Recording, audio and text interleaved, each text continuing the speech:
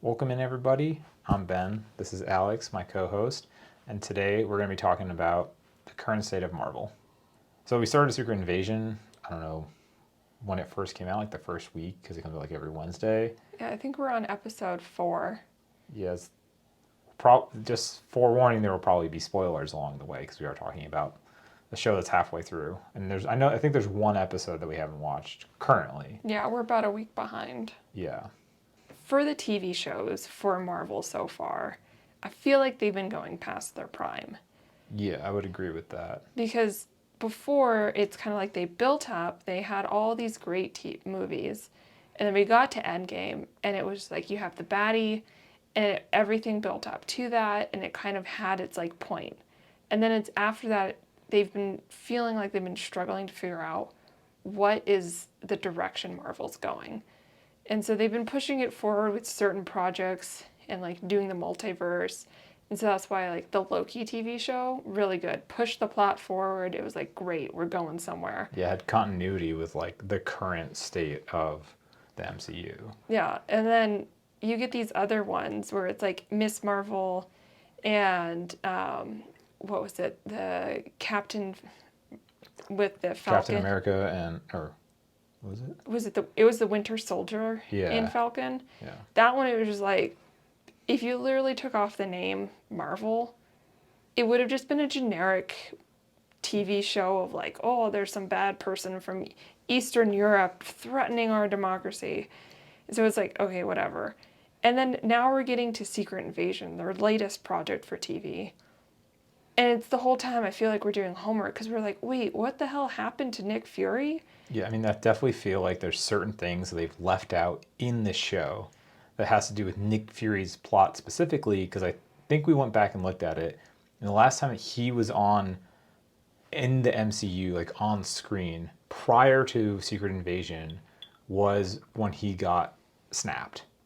No, so... Right? Because then... we looked that up. So he got snapped for the Endgame and all of that stuff for the blip. He came back, but then that was Spider-Man Far From Home.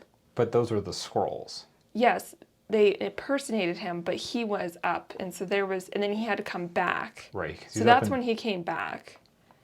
But they kind of haven't really talked about this whole like Saber like security system in space. No. They've only really shown like images of it and video of it in the upcoming movie of the Marvels with the three characters that are going to be in that. And so it's just like, and he's part of that as well because he kind of recruited them, and obviously he met up with Captain Marvel back in the 80s, like, which is like the first movie in the chronological timeline. But it just feels like his story has been so disjointed because he was just like basically like cameos in all of the movies before, and this is the first project that featured him. And I really just feel what would have made this show better is if they had gone and taken this exact same kind of story with like the Skrulls invading Earth and put it back like before any of the MCU current stuff. So it could have felt separate, but it still would have had like weight on the current world. And I think the other problem is they just need to make Nick Fury a badass. Yeah. Because he kind of feels like they keep saying in the show, he's like weak, old. He's washed up. Yeah, he's not the Nick Fury that we all know. So I just think if they had put it back when, like the equivalent when Samuel Jackson was in Snakes on a Plane, right? Where he's just straight up a badass or anything like that. I think that would have helped the show versus him kind of feeling washed up. And I don't feel like they've explained it very well into the current MCU. They just kind of feel lost. Well, they've introduced a lot of different plots and characters that they haven't given full stories to. So it's kind of like we jumped into Nick Fury's story with bare minimum of like, we didn't know, like, this is the first time we've known he has a wife. Yeah. In all of the movies and all of the stuff, this is the first time it's like, oh yeah, he got married a while ago. And we're like, Marvel, did we just decide to do that? Just add a random plot point, like way into the game and like into like the fact that she's a Skrull, like, which is fine, but it's like you didn't even tell us that he had all this stuff. Yeah, we got no backstory of Nick Fury. He's always kind of been that elusive character, which has been fine. But then now you're going to have a story that's solely based on him. And then they're just going to be, it feels like they're shoving all the plot points in there of being like, yep, here you go. And so it's like when you're watching it as like a casual viewer, it just must be so confusing. Because it's like we've watched all of this stuff and gone back multiple times and rewatched it, and we're still like, wait, what's happening here? Who?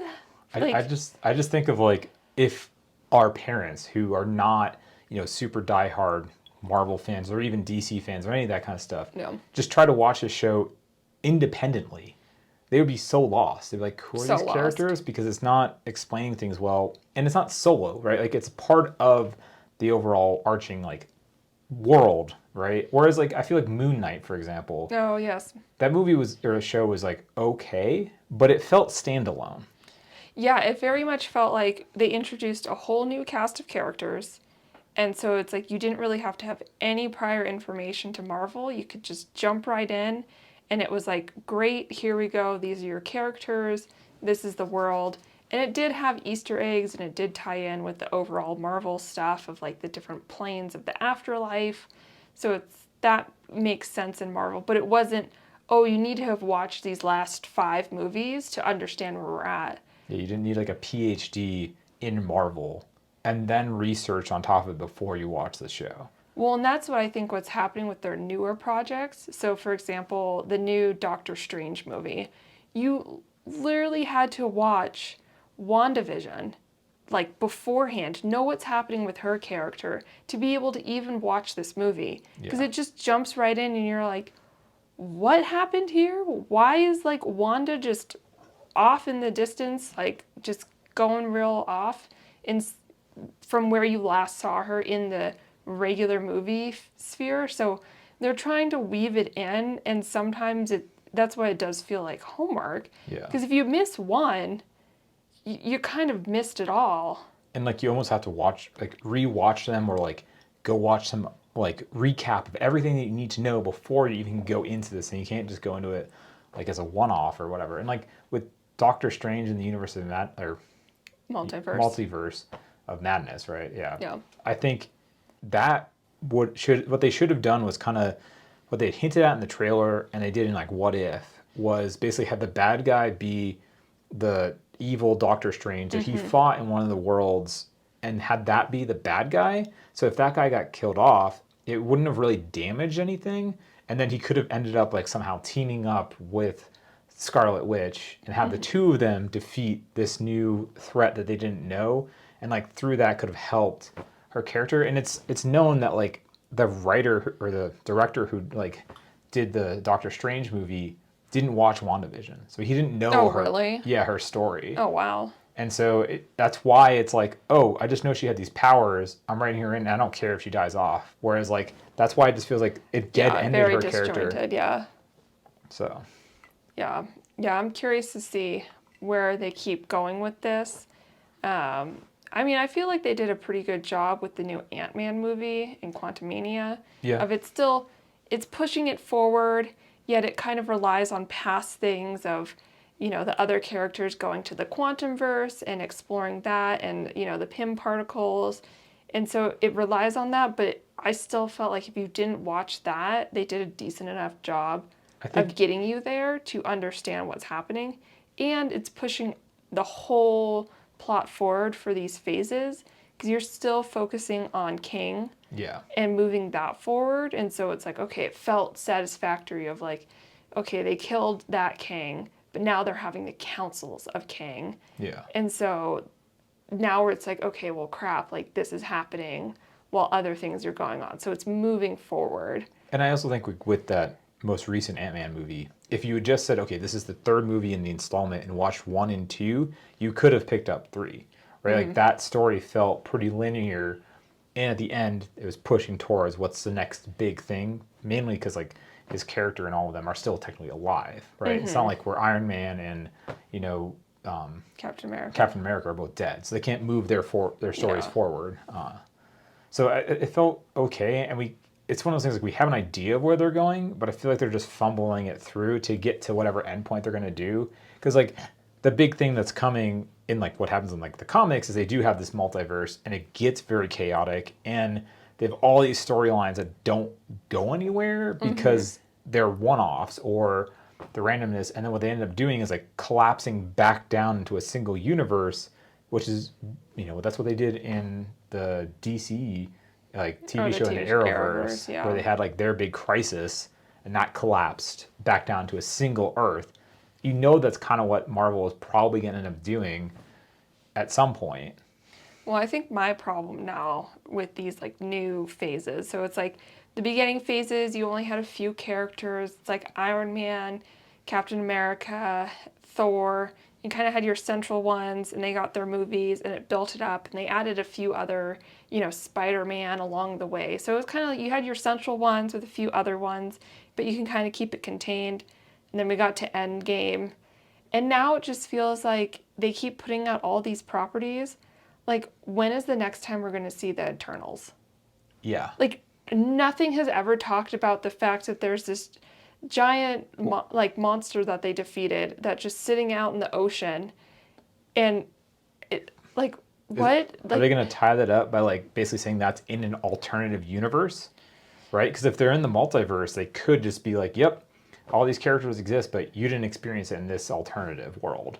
Yeah, which then is going to start getting really confusing. So it's like you have all these characters. So it's like the Eternals, we're not going to see that for a while. Like Shawshank, when are they picking up his storyline and like going forward with what he's been doing? Yeah. And so now you have all these other characters like Moon Knight.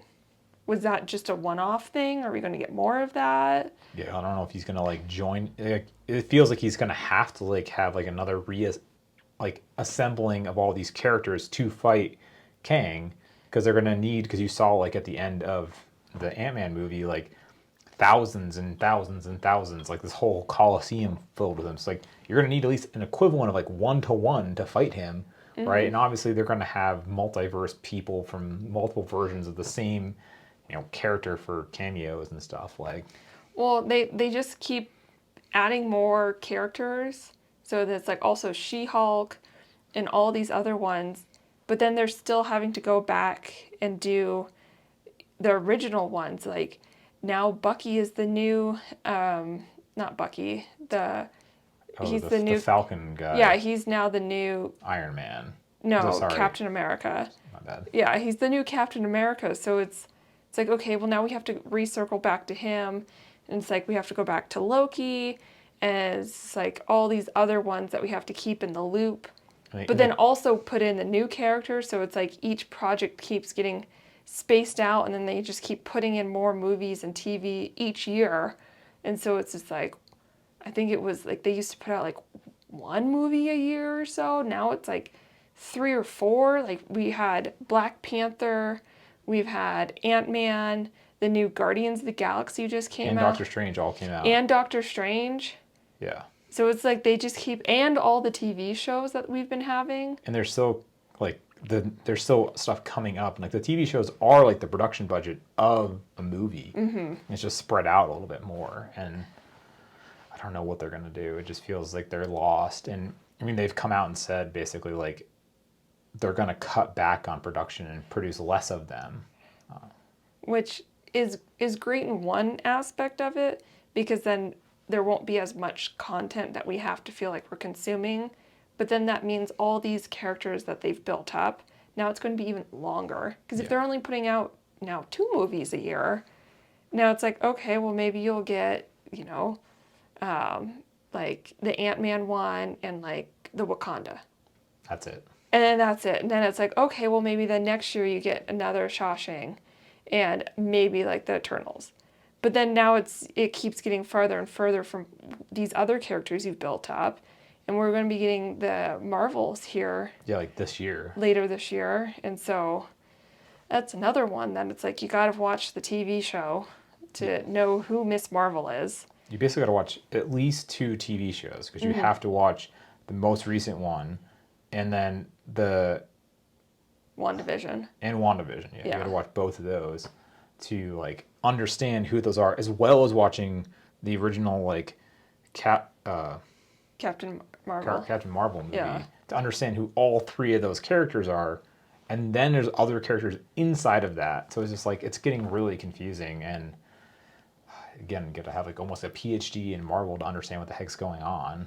Yeah, and it's just, yeah, I feel bad for kind of the casual viewer for Marvel who hasn't really been paying attention to all of it and hasn't been reading up on what's happening and who are all these characters and kind of how the story intertwines. It's like, or if you're jumping in right now.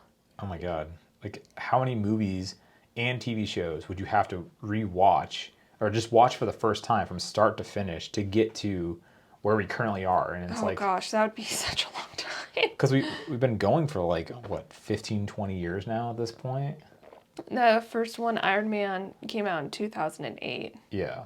So we're like, yeah, almost like 15 years, something like that. Yeah. Yeah. But it's like, that's so much content. And like, even then you kind of had to have a general idea of like what's going on and like, what is Marvel? What are these characters? What are their powers? Like, Yeah. So it's definitely a lot. But I feel like there's no good fix for it because they've dug themselves into this hole of making so much stuff that they have all these characters, but then now it's too much stuff. But if you peel it back, your fans aren't going to be happy. So it's like, how do they balance that? because it is popular. Like, it's one of the most popular franchises Oh, yeah. in like the world. So it's like they have to keep up because there is a fan base. Like, Yeah, I mean, it's always, their movies are always in like the top box office for openings. So they do great. It's just, what is Marvel's Endgame yeah, exactly. for all of these franchises and where are they going? And are they going to start running into the same problem with like the comics of it's just kind of, you either peter out or you just restart and scrap again. I mean, I guess that's why probably this Into the Spider-Verse movies and What If have been doing so much better, and all the animation ones, because you can just change the person who's voice acting it. Because they're trying to like mimic a specific type of like voice that most people know and are iconic. And I mean, it kind of feels like what happened with like the Arrowverse, whereas like they got to everything they built up multiple times to like this big calamity, and it's just kind of burned out because it got through all of the bad guys and just had to kind of randomly start making new ones. And then basically they're like, yeah, we've been going for 7 to 9 seasons. So it's like, yep, I guess we're just going to end it because what else are we going to do? Yeah. But I mean, they're predicted out at least, 4 or 5 years already, like what they've told you what the titles are for the new Marvel Well, projects. I mean, the another one that's coming out for Marvel is the reboot for Blade. Yeah. So it's like now we're adding even another character, and it's like, is he going to be in this Marvel multiverse, or is he going to be in his own little pocket? Which I prefer him to be kind of in his own pocket. Yeah. Because the original movies did pretty decently. And so it's just like him, and he's not as well known as the other characters. Yeah. So kind of keeping him by himself, I think would probably work well with the fans. Yeah, because like I think when I first watched like the first Blade trilogy, Yeah. I didn't realize that like Blade was actually like a Marvel property because it was kind of before everyone knew every character in Marvel, right? Like it was good. It was kind of standalone, had a 3-movie like arc. It actually had Ryan Reynolds in it too. Yeah, Like, just hilarious. so it's like it ran its course, and like Wesley Snipes carried the character pretty well. I mean, now it feels a little dated because it was that like era of like early 2000s, just like Underworld. It was like that same kind of genre. So I'm like, how are they going to rebrand this? And I think it's like the solution, which DC hasn't really picked up on yet, is like going to like the Elseworlds where everything is like oh, this character, like Batman or Captain America, which is what they did in What If. But they can have like a single story where it's like, yep, he may die at the very end of this, but it's not like the Captain America. It's like, yep, we had this one random story that had to do with it, like how they did with Captain Carter and What If, where it's like, yeah, that worked really well, and you can have a single storyline that gets somewhere. And I think that would be more like satisfying because you could have like in-depth kind of throwback to things we know, but yeah. Yeah, I'm kind of in that same vein because during that time when the original Blade came out, that's when they had the original X-Men. And now that we've seen Patrick Stewart as Professor Xavier in the Marvel multiverse. And Miss Marvel is technically now the first mutant that we've confirmed Right. in the Marvel universe, in our universe. I'm curious to see how that's going to go, especially since we know Deadpool and Wolverine are supposed to be making an appearance. Yeah, because they're going to be in Deadpool 3 together. Yeah, and so it's like, how is that going to connect? And how are they going to get more of the mutants and all of the X-Men into the Marvel? Like, are they going to try and like shove that in there? Are they going to have it kind of be its own thing with like occasionally talking about the main story of Marvel? Is it going to weave in with like the new reboot of the, what's it, X-Men 1997? Yeah, yeah. Like how that's animated, but is that going to weave into the overall story, or is that just going to be like they've kind of said it's going to pick up somewhere in the original series, which clearly has nothing to do with the current MCU. No, yeah. But it's like at what point? Because there's definitely some weirdness in like the original like X-Men animated series. So Yeah, it will be very interesting to see of kind of where Marvel takes things. And I mean, compared to DC, I think Marvel has been doing a really good job for their TV and their movies. right, And they've now finally have entered into the animated area and have done really well with the Spider-Man movies. yeah, Because I feel like before DC kind of had a monopoly on animated content and was just really doing a great job. it's like I think it's kind of underappreciated. Like I've watched almost all of like the animated DC movies, and then they've tried to turn those into like live action. They haven't really worked as well, but their stuff, if you watch them, it's really well done in terms of like how it tells the story. It has the Elseworld. There's a ton of Batman content that's just like this is a random world, like Hush or the Gotham by Gaslight, which is like Jack the Ripper. So it's like in the early 1800s, basically. Yeah. So, which I think that would be like those type of stories. I think would be cool for DC to use moving forward because people don't people know Jack the Ripper, for example, and they know Batman. You don't need to like introduce who the heck is Batman again for like the 15th time. I'm like, just take a new story with it. And there's lots of really cool stories with like Batman and Superman and all those like stuff. Like they were trying to do that with like the Snyderverse with like one of the best, or one of the coolest stories I think with like when when Superman snaps Yeah. because Joker kills his wife, and so Lois Lane. yeah, Yeah. Yeah, so it'll be interesting of kind of seeing where Marvel takes their studio going forward, but then also seeing where DC goes. yeah, Because those are kind of the two main competing superhero franchises. And so Marvel, I think, has been doing a better job. But, I mean, who knows? DC could pull their stuff together and get some really great movies out there. And Marvel, I mean, they've been having some flops, Yeah. especially in the TV. And so, people really did not like She-Hulk. And I think that one, again, it was a new character and now it's feeling like homework. So you're this whole new world. They were trying to almost do like that Deadpool thing of breaking that fourth wall, making this slapstick comedy, but that just didn't work for her character and how they wrote her. yeah. And so they needed to try harder on making her not just, oh, this is Hulk, but with boobs. Yeah.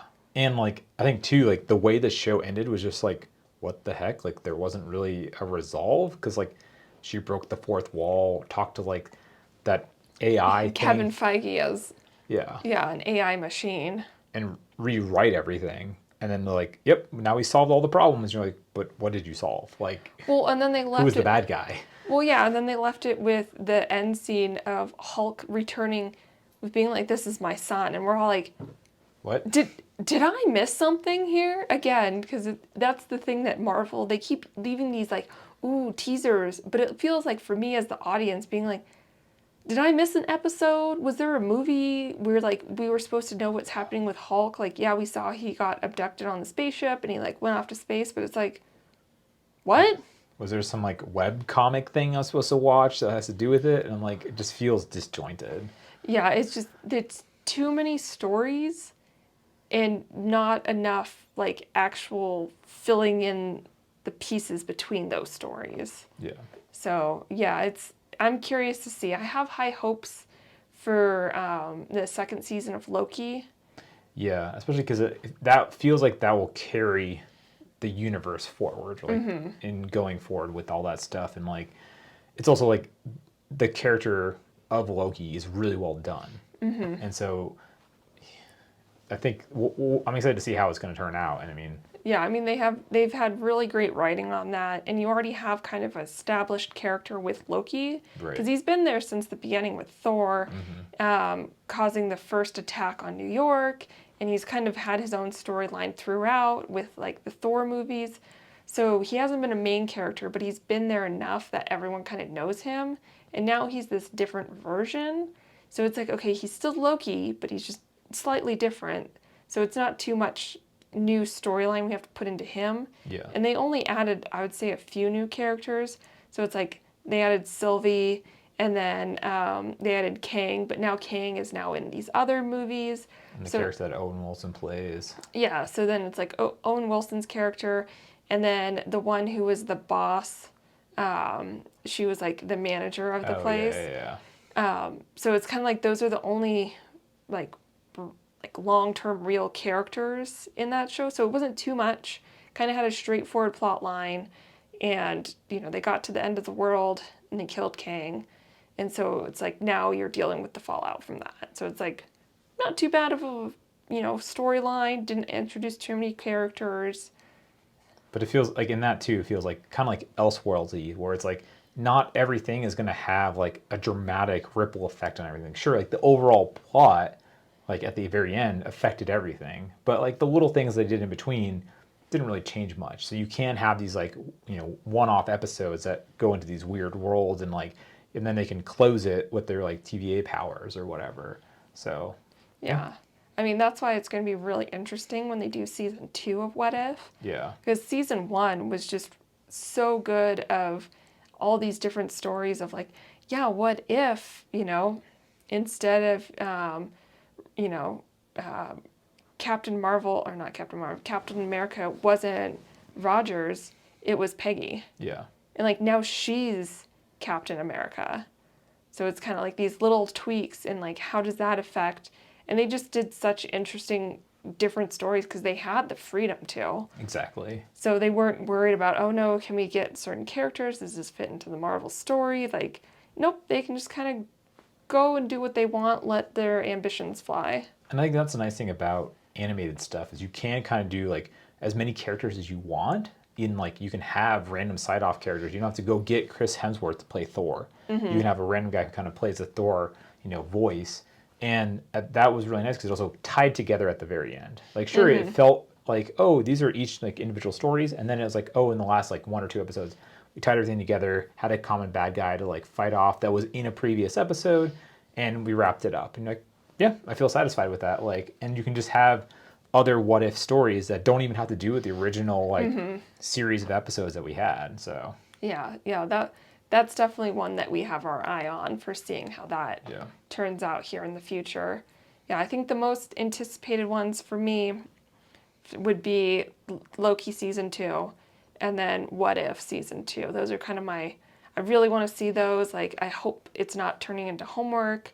And the writers and all the directors and all that have just done a great job with those two. Yeah. So those would be my top anticipated shows. I mean, I'm pretty excited for the new animated X-Men. Oh, yeah, that one would be good. Because that also just feels like it could be completely separate and just like relaunch some of the storylines from the animated series, or even if they just restart from where like it was like the very, very beginning, it doesn't feel like it has to even touch the MCU. It can just be like, yep, these are the X-Men, this is what they do. Like Xavier's gathering people. We have Wolverine as like one of the main characters. Like, and there's all these other X-Men that they either can use from the original show or more common ones and stuff like that. Like you can have Deadpool in that, or Sinister, or Magneto, or whatever. It doesn't matter because you're going to be animated. So, and then and typically with those they have a long runtime, so they can introduce a lot of characters along the way and have like one-off bad guy episodes. Yeah. So would that be your most anticipated TV show? I think so. That and Loki. I mean, Loki. Yeah. Season 2 of Loki is definitely like what I'm looking for the most because Yeah. I think of all the TV shows they've come out with so far, Loki season 1 I think is my favorite. Yeah, they did a great job. And then for Marvel movies, I think my most anticipated, obviously, is going to be Wolverine and Deadpool. Yeah. Because it's just seeing those two characters and the actors on the screen together and just seeing how they play off of each other is going to be really funny. Yeah. But like in terms of like the most like like upcoming stuff, there's nothing that's really exciting me. Like I know I just watched a new trailer for Marvels, like, Oh, yeah. and it's like, okay, like it's not something that's like I'm interested to see how it is like going to fit into the rest of the world because it is bringing three characters from different things. It does feel like a team up kind of deal, but Yeah. I mean, we'll see. Yeah.